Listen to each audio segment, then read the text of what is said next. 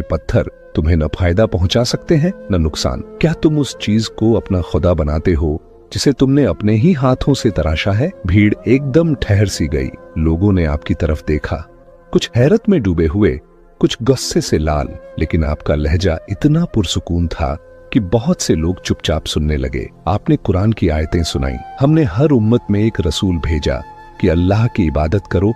फिर आपने फरमाया, तुम्हारा रब वही है जिसने तुम्हें पैदा किया, वही तुम्हें रोजी देता है, वही तुम्हें जिंदगी और मौत देता है।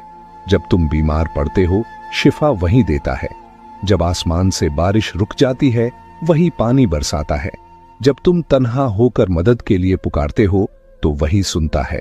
तो क्या तुम इन पत्थरों से उम्मीद रखते हो और अपने असल खालिक को भूल जाते हो? भीड़ में से एक आदमी गुस्ताखी करते हुए बोला, मोहम्मद, क्या तुम हमें अपने बाप दादाओं का दीन छोड़ने को कहते हो? ये बुत तो हमारी सदियों की विरासत है, इन्हीं ने हमें बचाया है। एक और औरत गुस्से में बोली, ये बुत हमारी हिफाजत करते आए हैं, हम इन्हें कैसे छोड़ दें? मगर कुछ सादा दिल लोग जब आपकी बातें सुनते तो उनके दिल कांप उठते। उन्हें महसूस होता कि ये अल्फाज इंसानी नहीं बल्कि अल्लाह की तरफ से हैं। उनकी आंखों से पर्दे हटने लगते। आप सल्लल्लाहु अलैहि वसल्लम ने नरमी से कहा, मैं तुमसे न कोई दौलत मांगता हूँ न किसी तरह का इनाम चाहता हूँ। मेरा काम सिर्फ यह है कि अल्लाह का पैगाम तुम तक पहुँचा दूं। जो इस दीन को कबूल करेगा उसके लिए दुनिया और आखिरत की कामयाबी है। भीड़ में खुसर पुसर होने लगी। एक नौजवान बोला, इनकी बातें दिल को छू जाती हैं, ये झूठे नहीं हो सकते। मगर उसके बाप ने उसे डांट दिया, चुप रह, मोहम्मद के जादू में मत आ। यह सुनकर हुजूर सल्लल्लाहु अलैहि वसल्लम ने बड़ी हिकमत और मुलायम लहजे में फरमाया, मैं तुम्हें मजबूर नहीं करता, हिदायत सिर्फ अल्लाह के हाथ में है। मगर सोचो, जब तुम यहाँ आकर इन पत्थरों से दुआ करते हो और जवाब नहीं मिलता तो क्यों नहीं उस अल्लाह से मांगते जिसने तुम्हें पैदा किया? लोग फिर चुप हो गए। उनकी आंखों में सवाल था, दिलों में हलचल थी।